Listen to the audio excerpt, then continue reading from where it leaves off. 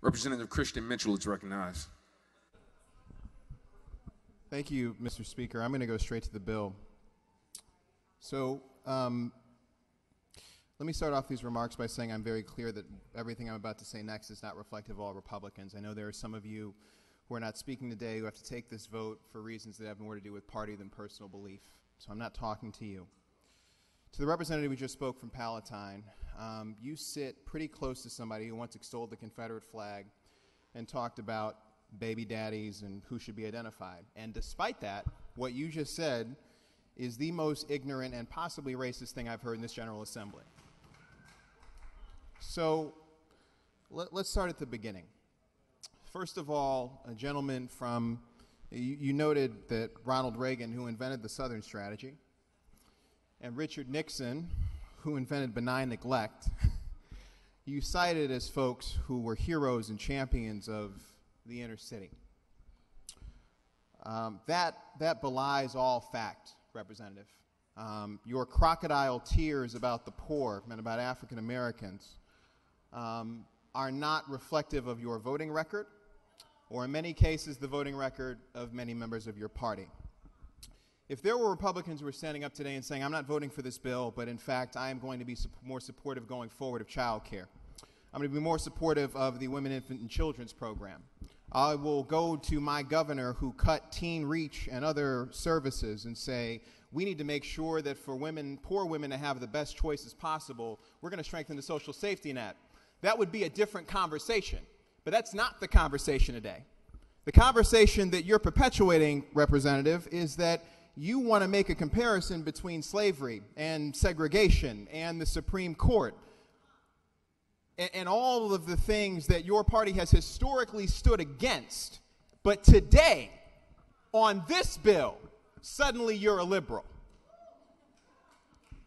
You must be outside of your mind. Now, let me also address something that another representative mentioned at the beginning. He mentioned that the chairman of the DNC said that you could not be a pro-life Democrat. And that comment was ridiculous. Tom Perez should be rebuked for that comment. Whatever your moral fiber or your personal conviction guides you to be, you ought to be as a Democrat. But you also ought to be consistent. So if you believe that poor people are just as good as rich people, then poor women ought to have the same choices as any other woman in our society. And if that's the case, then you ought to be supportive of this bill. Because abortions are happening right now, and they're happening in your community. I know I grew up in the western suburbs. Everybody knew where to get one if they needed one. But the difference was daddy or mommy could pay for it. And for these women, they can't.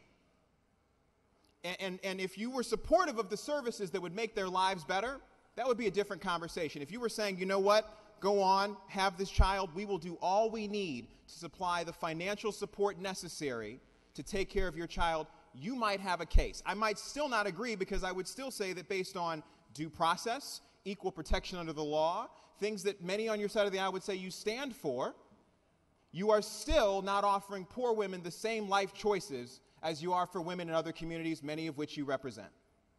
But since you're not saying that, please do not presume to lecture people who represent poorer people on moral values, because you don't stand for them consistently. You stand for them when it's convenient. That is about the first time I have ever heard the word black come out of the former representative's mouth in the context of this bill. But on every other bill, while we're cutting Medicaid, while we're cutting child care, while we're cutting in-home care, all it is about money. Now it's about race. So please, Representative, just save me the crocodile tears. This is a bill about equal access. This is a bill about making sure that poor women have the same choices as every other woman. And it's interesting to me how conservatives always want government to stay out of their house, but never out of their bedroom. So for that reason, and many others, anyone who says they are a small government conservative and believes in the values of people being able to make their own choices, you ought to be yes on House Bill 40. And if you're not, please don't presume to lecture us on race. Thank you, Mr. Speaker.